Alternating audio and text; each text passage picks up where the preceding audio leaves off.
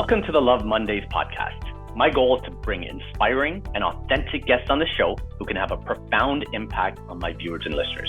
They can help everyone love their Mondays and be truly excited and intentional about the life they are living every single day. My guest today is Colby Sharma. He's a speaker, an author, and a consultant who focuses on resiliency. I recently read his book, The Curveball, and I was thoroughly fascinated and thought they had some fantastic lessons. Colby, welcome to the podcast. Ron, great to be here and pleasure to join your audience. Thank you so much for helping me help your audience create better Mondays. Amazing. And I love the fact that you're in London, but you're still wearing a Toronto Maple Leaf hat. Absolutely.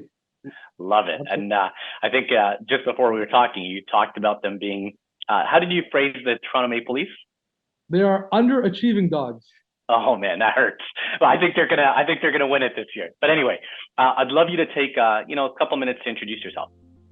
Yeah, my name is Colby. I am a best-selling author of The Curveball. I am a speaker on resiliency and not a consultant. I speak to organizations on really developing resiliency, why that's important to produce great work and master times of deep change. I believe we're at a time right now, we're at an inflection point in the world where resilience is an understated virtue, but one that packs tons of impact, in which people need to unlock their best selves and to really find, that spark to create better Mondays.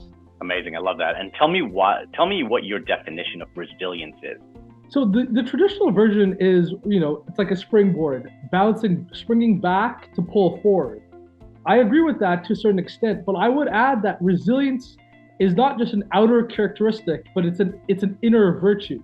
Something happens in us that creates resiliency. If you look at a lot of the science, or look at a lot of the neuroscience, it's an internal phenomenon that powers the outer success, whether you're in business, you're in sports, you're in athletes, to help you get to that next level. Amazing, I love that. And the other word that comes up a lot with, in my research for you is adversity, right? And overcoming adversity.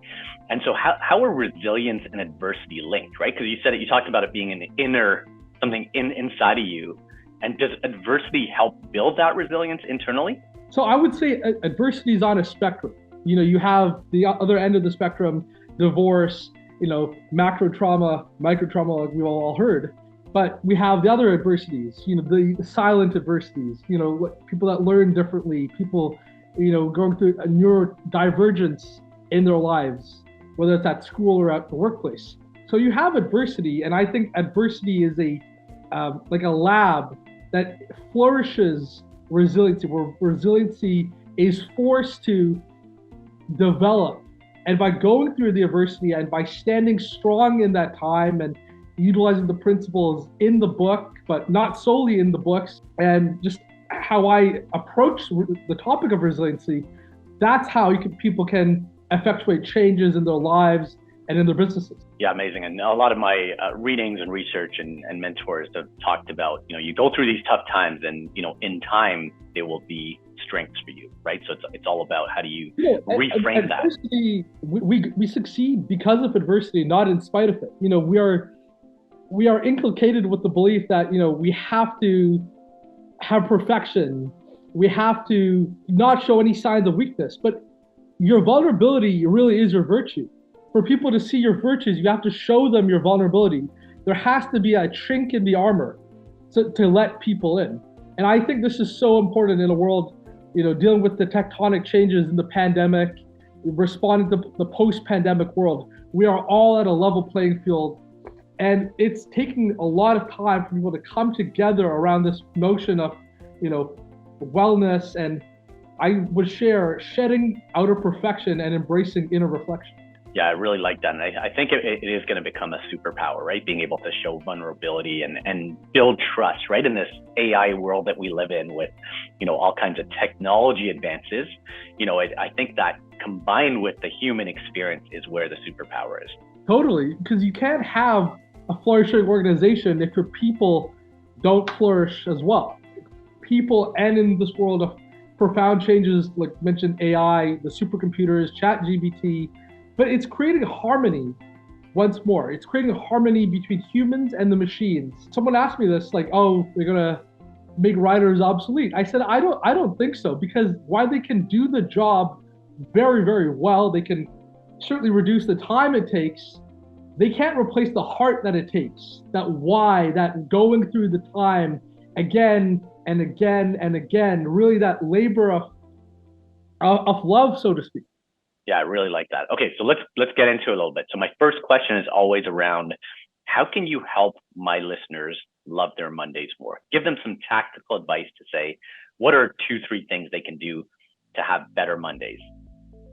So, when you're a kid and you associate any given day of the week, Teletubbies might be on a Wednesday, or, all those shows we used to watch back in the day. For me, that was in the 90s. But we associated a day with a specific emotion. Associate your days with emotions. I get to lead my team. I get to help my colleagues do X, Y, and Z. Speaking tactfully about creating an open space workplace. So number one, associations by days and emotions and feelings, that energy vibration. Number two, creating an open space for people to be heard and not just seen. I think in the pre-COVID workplace, there was a lot about being seen and not heard. Just go through the motions, set the meetings, do the KPIs, plan the strategies, but no emotionality attached to the deliverance of the job and the deliverables. There's a time to reinvent that equation. So in steps 2 and 3, it's about reinventing that equation in the workplace. I remember, to give an example, I remember my branch at Scotiabank was robbed in 2020. And I remember how they were they galvanized to our aid. Are you guys okay? What are you going through right now? What are you feeling? And I think, not to have that as an example, but if that can be kind of a norm throughout the workplaces and throughout teams, especially high performance teams, we're going to see a huge increase in productivity. We're going to see increases in people loving their Mondays just like their Fridays.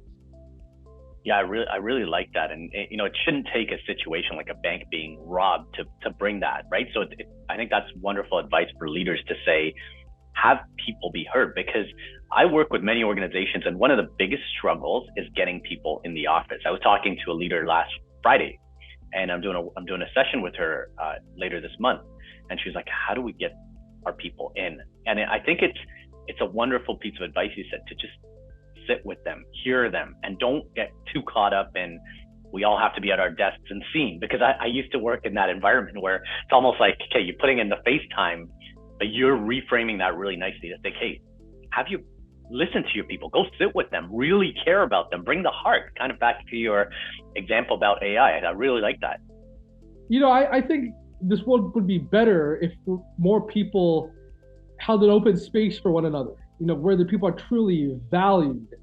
If you're dealing with neurodivergence, if you're dealing with something deep that's inside, have the space to be heard and to let it out. I was only able to flourish at the bank.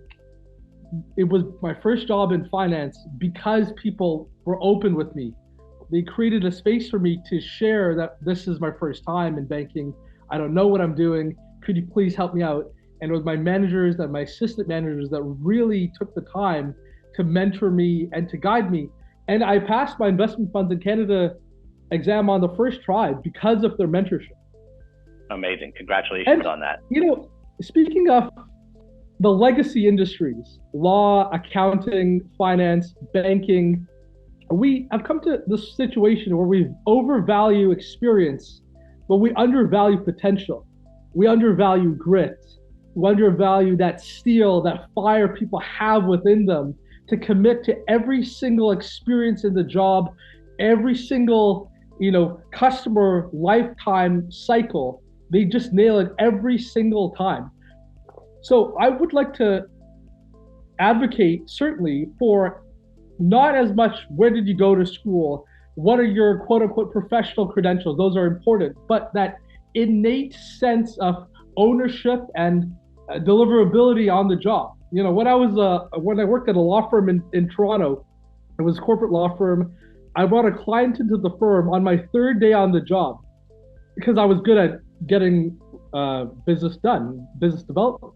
And I remember I said to my boss, I said, this is going to be worth a lot of money to you and your firm in terms of billable hours. I really tried. I think this client would be a good fit for the ethos of the firm. And I remember her answer. She was like, why don't you just go back to your training? You're on the training clock. You're not a senior partners yet. Don't bring in business. And that hurt. That hurt because it showed that, in this higher echelon business, though, people still did not value the nuance to go and get business, to keep going above and beyond. And I think, we have this belief of breaking the glass ceiling and going above and beyond. But what if there's that friction that does seek to repel us to go down, and then our emotions go down, and our feelings go down, and our self-esteem goes down? And I think for leaders who are listening today, to the audience, try your best to make sure people, even though they want to go above and beyond, and they can go above and beyond, deserve the chance to go above and beyond, regardless of their station, whether they're trainees or they've just started any kind of role. Yeah, I really like that example. And I witnessed that a lot in a lot of the hierarchical organizations I used to work at. But again, I think it takes a combination of leaders who are open to that and people who take a lot of initiative, right? I had this one co-op student, his name's Brandon Chu, who's now his career has been remarkably successful. And the reason is he always took initiative. So even for me, I had like 13 members of my team. He took tremendous initiative. First week on the job, here's what I think we could do better, right? In a very respectful, collaborative way. And I think, I had some great mentors over time, so go with it. And he just flew through many organizations. And I recently connected with him. He still has that. He's like, how can I change the world type mentality, right? Which is cool. Okay, so let's get into your background a little, right? So you started, you grew up in Toronto and you had a learning disability and you had to make a significant change in terms of your schools. Tell us about that experience.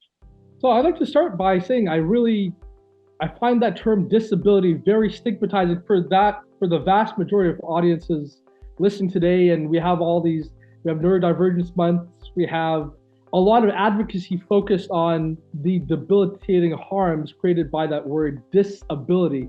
I prefer to reframe it as do not diss my innate ability, because every child listening today does have an innate ability within them. You are a diamond in the rough. You just need to be polished. Yeah, so let's stop for a second. So how should I have phrased that question? No. It's nothing to do with the question. No. I want to do it in a spirit of, hey, openness and learning as we go, right? So how should I rephrase that? You had a learning challenge. You learned differently. Perfect. Tell me more about that experience. But amazing. As in the spirit of advocacy though, I'd like to share with the audience that, there's never been a better time to help people who do learn differently, who do think differently, because you bring that diversity to the workplace and you do make the world a better place.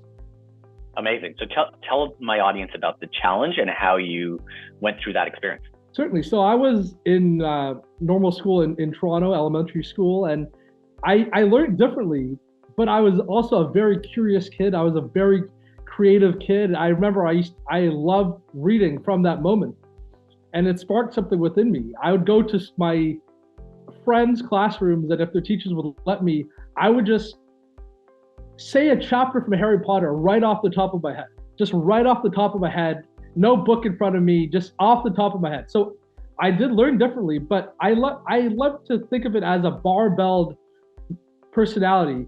You might learn differently, but that's also your strengths though. What repels you is also going to push you to grow. Your weaknesses are your strengths, so to speak.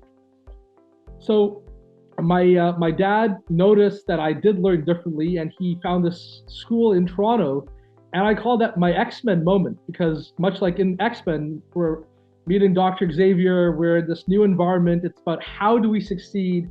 How do we find the tools in this new environment, this complete unknown? And former US Secretary of State Donald Rumsfeld framed us, we have known unknowns and we have unknown unknowns. That was an unknown environment for me, because I didn't know how it would turn out, but going through it and surrendering and embracing the experience, I learned neuroplasticity, how my brain was able to change itself over time, because the brain is an organic muscle. I met my best friend, And because of that experience, I was able to go to law school where I graduated with honors. And so how did you get to the point where you were open and embraced that? Like, think about you. I think about you as a 12, 13-year-old going to new school. And I moved from Kenya to Canada and had a very similar experience where I had to integrate myself into a new country, a new school, a co-ed school. Like, I mean, it was nerve-wracking and I really struggled for a while. How was your experience? And, or, you know, if you were super, you know, engaged right away, like what got you there? It's a supportive family, really a supportive family to ease the process. Say, you know, this is not permanent. This is only a few years. We'll produce outsized results, and the results have absolutely been transformative. And because of that experience, it was a profound experience in my life. Well, because I had the guidance, I had mentors there, you know, my teachers who saw something in me, and we all need to be nurtured somewhere in life. We all need to have that support system. Like I share in the curveball, we do not succeed on our own. We need to have people around us who push us, who encourage us to grow. Yeah, no, I love that part about the book, and we'll get into the book in a minute, where you had Spooky, who helped guide, you know, the main character, you know, and refined their success and their rituals, and so we'll get into that in a minute. But I want to just talk a little bit about your background. So you were a lawyer, you're in finance, you're now a writer. Tell us about that evolution and why it came about that you're now in writing and speaking.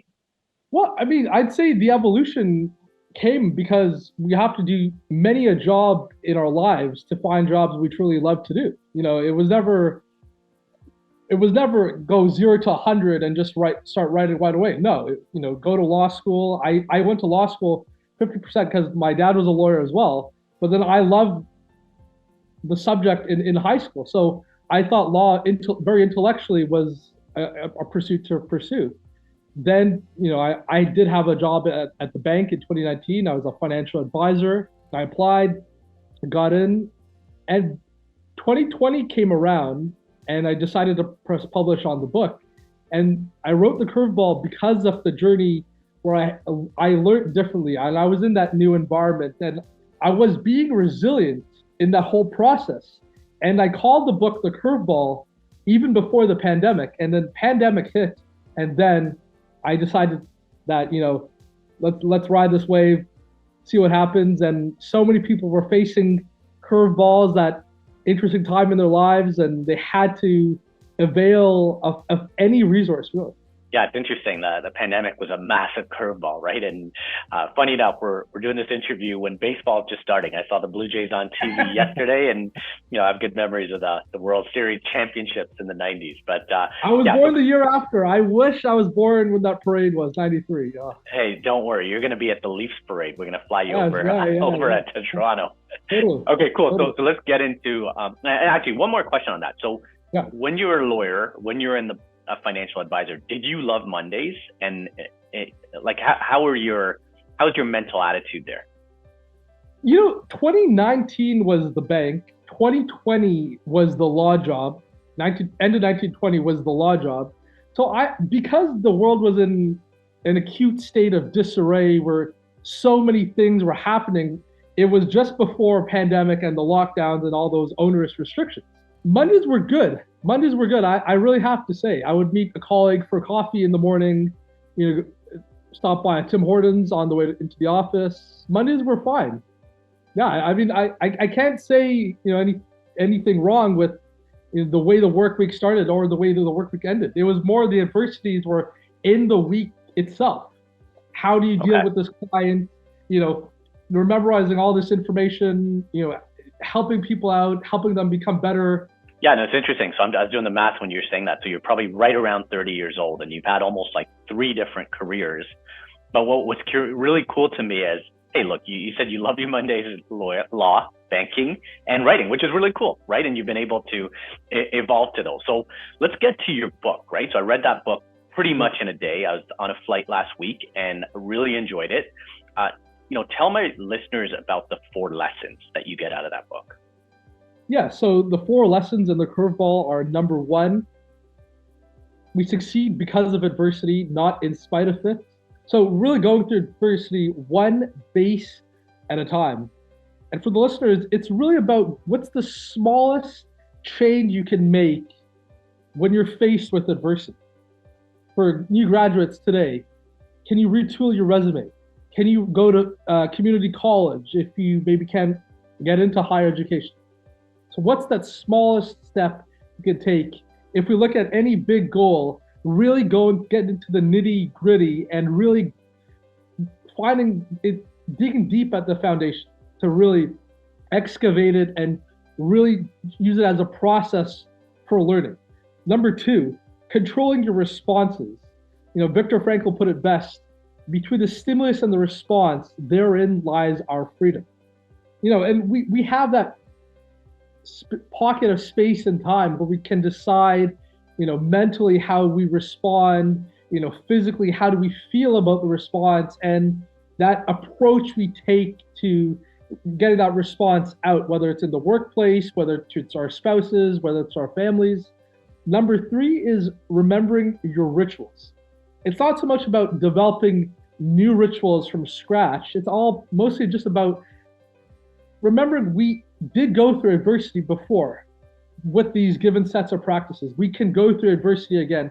Absolutely. If you look at the athletes, there's a reason why they lace their skates up in a very specific way. When they take a penalty, they do the thing with their boots in a very specific way, because it tells your brain, this is what we're about to do, that we know how to do.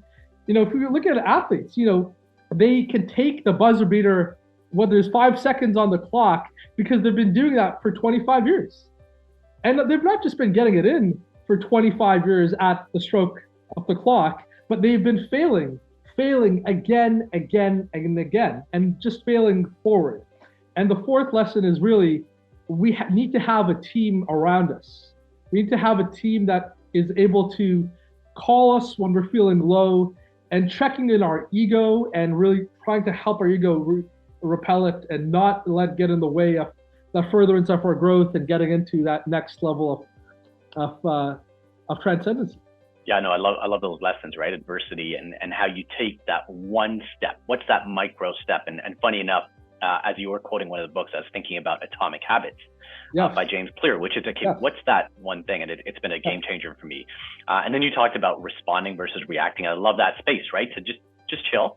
Yep. How do you build that practice of responding? I love your rituals. And in the book, it was talking about, hey, as you come up to bat, what are your rituals? Like, whether it's a penalty shot in soccer or a free throw in basketball or a meeting in business or a tough conversation, it's like, go back to what has made you successful, right? I really like that. That's the dichotomy. That's the paradox. We're so good personally, but professionally we struggle. We are afraid to have the tough conversations. We succumb to the short-termism of the markets. We succumb to outside shareholder interests at the expense of the longevity of the business cycle, getting that product at the apex that we can. One of my favorite CEOs is Indra Nei, the former CEO of PepsiCo, and I love her transformative approach. I think it was good for you, fun for you, and better for you, that really took Wall Street on its head, because it showed that, no, this is what we're about to do. I'm about to go guns blazing, only in a way that I know how, and I really don't care what you have to say. I know what my customers want, not because someone on a spreadsheet did that. That's an intuitive approach based on the needs of the market and of consumers.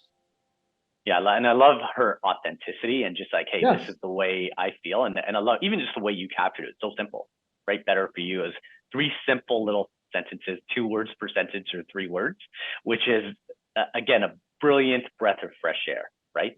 Okay, cool. So what else can you share about the book? Like, what else in terms of your writing process, in terms of people reacting to curveballs and hitting that curveball out of the park? Like, what's your advice to people? So Tiger Ted Williams is known for having the highest batting percentage in MLB history. Not the highest home runs, highest batting percentage in MLB history. We are, because of the egoic self, again, from Freud, there's a tension between the heroic self and the egoic self. We're programmed to go for the home run. Let me get the business product straight out the door. It's going to be great. I don't need to go through that process of reflecting and having the team around me and strategizing and really taking so many stakeholders' concerns into account. Let me just go for the home run because that's what the ego says. And the ego will stop you from success if you let it.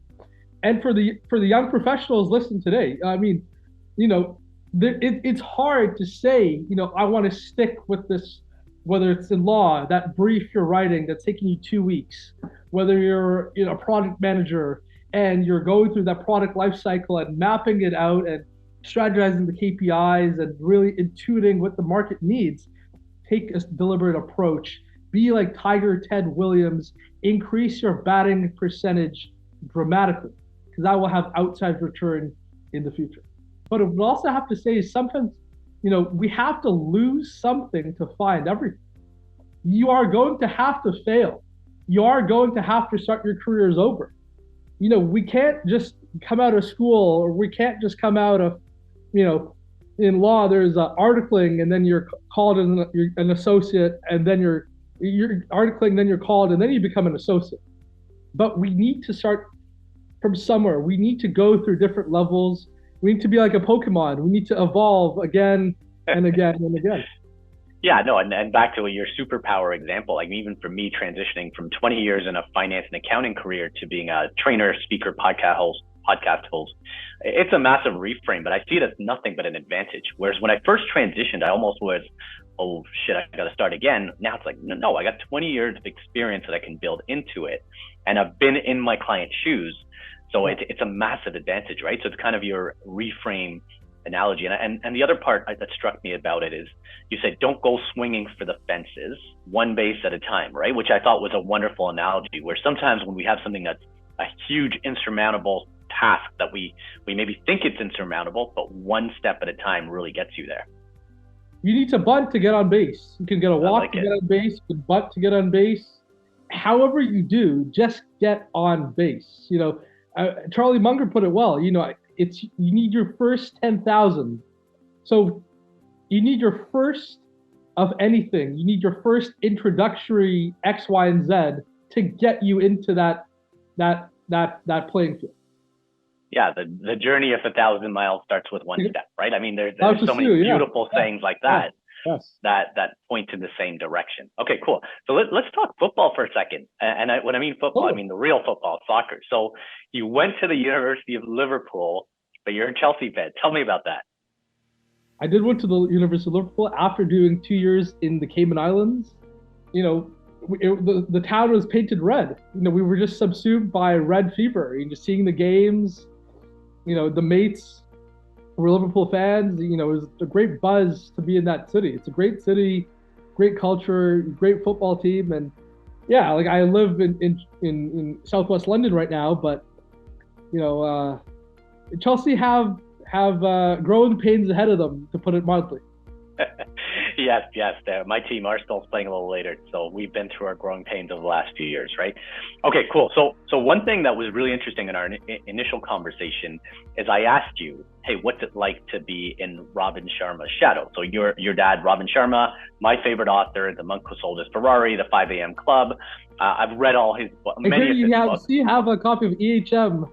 Very nicely behind you. Yeah, and look, in all sincerity, it was a game-changing book for me, especially The Monk Who Sold His Ferrari. It helped convince myself that I wanted to move from a finance career to a different career with lots of risk and reward, and the reward has come because I've studied your dad's work and many other personal development gurus, right? And as we're talking here, really interesting. So Steph Curry learned from Del Curry, who both played for, Del Curry played for the Toronto Raptors, and your reaction was really cool to me in terms of living in the shadow. Tell my listeners what you said. Well, I can't remember the exact words, but I think the ethos was I don't feel the sense of shadow because I'm owning my own message. But he is a tremendous dad. I'm very, very privileged to learn from him, to be inspired by him. I think people can take it as shackles, or they can take it as a signal, as a strength. I choose to take it as a strength. And he's tremendously supportive of me. He's written the forwards to both the books, and I'm very, very blessed to learn from him. Also, though, his stature also pushes me to grow and to, create value for the marketplace in my own way, and to create books in my own way. And I believe I have this really great opportunity right now to help people become more resilient in business and in life, and they just have to take a hold of it.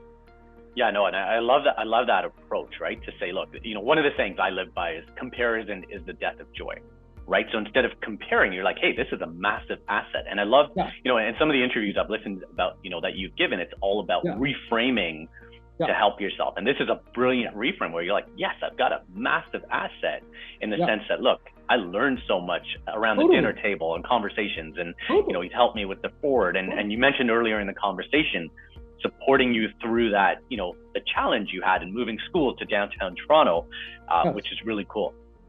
Absolutely. So what other lessons would you say you've learned from Robin Sharma? What are a couple of things that you're like, hey, this is something I can write a whole trilogy on that. I can write a whole Okay, I'm limiting you to 3. Give me 3. The Robin Sharma advice trilogy. I mean, there's so many. I don't even know where to begin. A jack of all trades, masters none. I feel if I look at the brain tattoos specifically, it's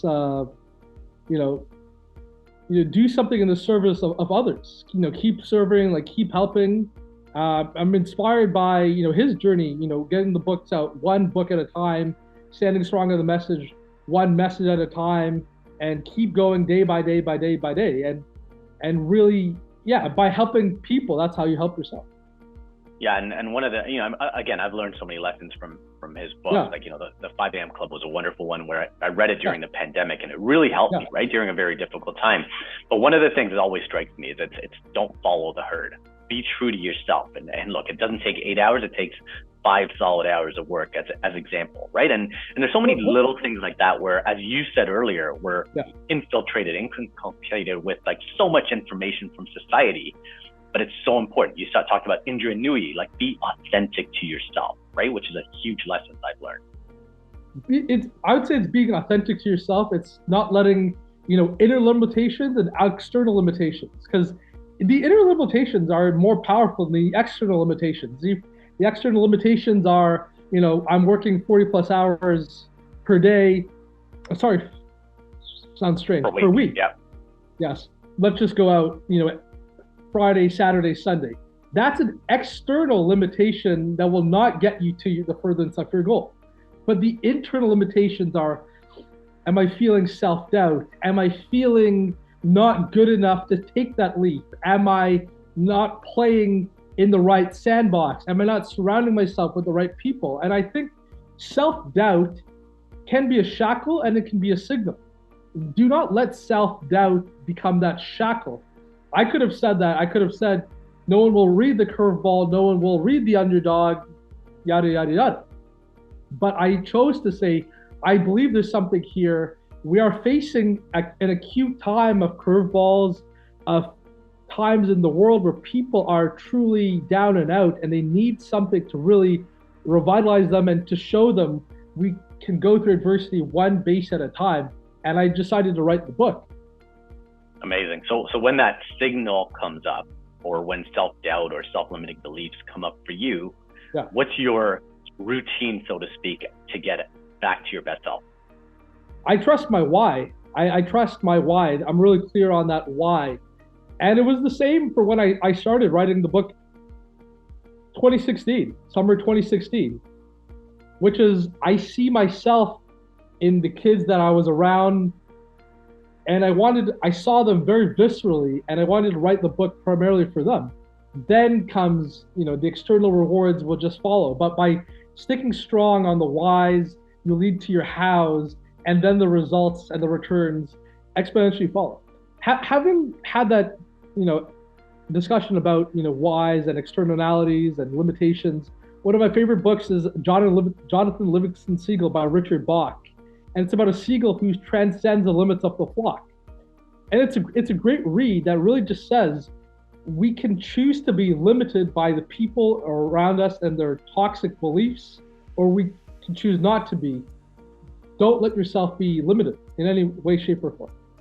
Yeah, and the other thing, related to that is it's kind of like the people you associate with, the things you listen to. Like I really have found an algorithm which feeds me, which helps me, separate from the flock, or, the 5 people I surround myself with for the most part. They say you're the average of 5 people. Being very intentional with that, right, is very important. Okay, cool. So what other advice would you give my listeners? What other advice? Adversity is your best friend. It's not your mortal enemy. I would just say keep trying, but keep failing. I mean, your listeners, I presume, span quite a number of industries. I would just say whatever adversity strikes in those industries, do not let it repel you. Do not let it get you down. It's a force for good. And you learn because of adversity and because of making mistakes, and just fail better, and better each and every single time. Amazing.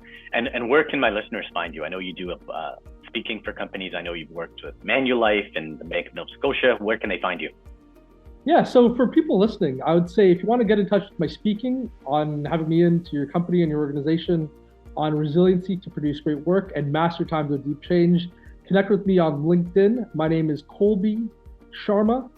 You can connect with me on Instagram at Colby Sharma Official and Facebook, Colby Sharma. And you can buy the book at Amazon.ca. You can find it paperback, Audible, and something very exciting is going to be coming out within the next couple of weeks regarding the book as well. Amazing. I'm really looking forward to that. Colby, anything else you want to share with my listeners? Just remember, how do you see a rainbow? You have to go through the lightning. You have to go through the torrential rainstorms. So when rainstorms strike in your life, professionally, personally, there's a rainbow at the end. And thank you so very much for listening. Brilliant way to end. Thank you, Colby. Really, really appreciate you taking the time. Pleasure, Ron. Thank you so much for your time. Really appreciate it. Yeah, have a great day. Take care. Bye.